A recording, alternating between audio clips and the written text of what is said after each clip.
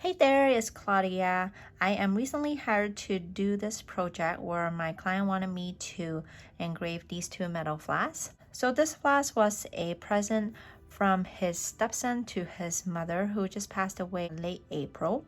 So he wanted me to engrave this for his stepson as a memory of his mother. So this one is a flask that he bought for his stepson, and he wanted me to also engrave this as a gift.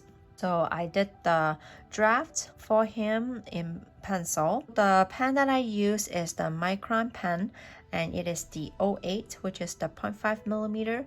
If you have something a little bit smaller, I will recommend you to use that one. And I also transferred the guidelines, drew the guidelines onto the flask using the Wescott ruler. The drill that I am using is a nail file drill. If you actually want to just test it out and want to try it at home, you could look for something on Amazon that's about 35,000 RPM. But if you want something a little bit more professional, then I do have recommendations that you can check out down in my blog below, the description below.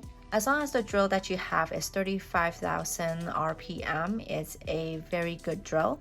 The drill bit that I'm using is a 1 millimeter diamond drill bit, and you can get that also from Amazon. It's a small circular one that I am using, but there are different sizes and shapes that you can try out.